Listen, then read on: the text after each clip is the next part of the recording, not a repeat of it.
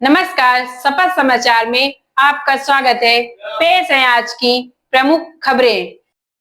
UP के सुल्तानपुर जिले में पदयात्रा लेकर निकले आप नेता एवं राज्यसभा सांसद संजय सिंह ने कहा कि आज यात्रा का 5वां दिन है। उन्होंने कहा कि यह यात्रा दो मुद्दों को लेकर है। पहला बेरोजगारी के खिलाफ और दूसरा सामाजिक भेदभाव को लेकर। यह यात्रा निकाली गई है रोजगार की बात करने पर। यूपी में पेपर लीक नौजवानों की जिंदगी का ऐसा सच है जो उनके लिए दुख और त्रासदी का कारण। युवाओं से आह्वान है कि इस यात्रा का हिस्सा बने। नियमित और मानदेय बढ़ाने वाले से भी आह्वान है कि वह भी इस लड़ाई में साथ दें। उन्होंने कहा कि रेहड़ी पटरी वालों की दुकान पर बुलडोजर चलाया जाता है। आज सामाजिक भेदभाव किया जाता है। दलित पिछड़े मुसलमानों के खिलाफ भेदभाव फैलाकर राजनीति की जा रही है, वो ठीक नहीं। यूपी में तमाम घटनाएं सामाजिक भेदभाव को दिखा रही हैं। पीएम मोदी पर सांसद संजय सिंह ने तंज कसते हुए कहा कि देश को लगाया बट्टा और कट्टा कट्टा कह रहे हैं। संजय सिंह ने कहा कि 200 लाख करोड़ का कर्जा हिंदुस्तान पर इस समय है। जब पीएम बने थे तो 56 लाख करोड़ का कर्जा था। इस सरकार ने देश की सारी संपत्ति पूंजीपतियों के साथ हाथ बेच दी है। चुनाव में ऐसी भाषा बोलना और बात करना जीत गए आप तो उसका भी अलग प्रकार का अहंकार दिखाना ठीक नहीं। फिलहाल बिहार की जीत चुनाव आयोग की है, बीजेपी और एनडीए की नहीं। चुनाव आयुक्त ज्ञानेश कुमार की है।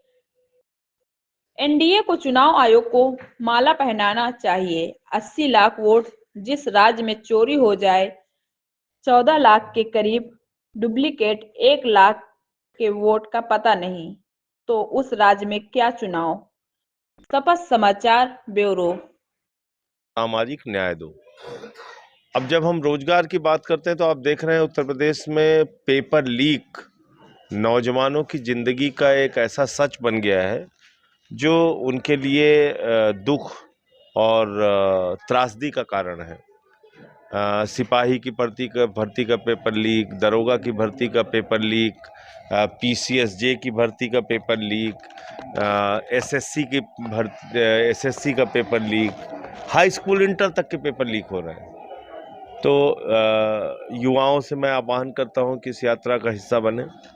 और दूसरा, जो लोग अपने नियमित होने के लिए या मानदेय बढ़ाने की लड़ाई लड़ रहे हैं, आशा बहुए हैं, शिक्षा अनुदेशक हैं, शिक्षा मित्र हैं, ऐसे तमाम आंगनबाड़ी कार्यकर्त्री हैं, इससे तमाम लोग हैं जो जिनको बहुत ही कम पैसा दिया जाता है और जितने में शायद वो अपनी जिंदगी क्या जी पाएंगे, हाँ, घुट घुट के जी रहे हैं किसी तरीके से।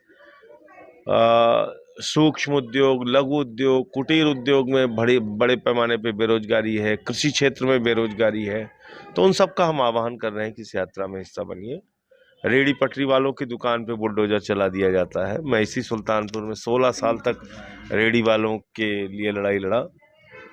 तो रोजगार एक बड़ा मुद्दा है जिसको लेके ये यात्रा है। और दूसरा, सामाजिक भेदभाव। आज जिस तरह से दलितों के खिलाफ, पिछड़ों के खिलाफ, मुसलमानों के खिलाफ भेदभाव फैला के राजनीति की जा रही है, वो ठीक नहीं है।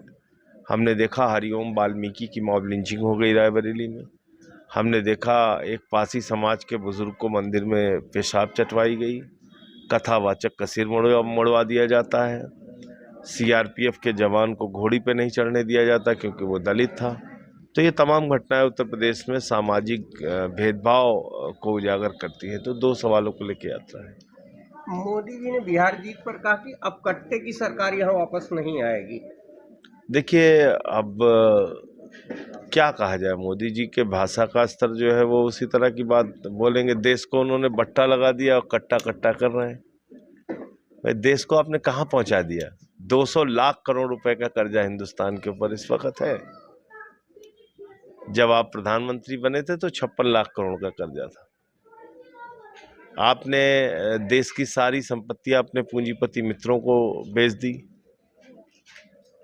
तो खाली ये चुनाव में ऐसी बातें बोलना, ऐसी भाषा का इस्तेमाल करना और जीत गए आप तो उसका भी एक अलग प्रकार का अहंकार दिखाना, वो ठीक नहीं है। फिलहाल बिहार की जो जीत है वो मैं चुनाव आयोग की जीत मानता हूँ, वो बीजेपी और एनडीए की जीत नहीं है। वो जीत आप देख रहे हैं शपथ समाचार।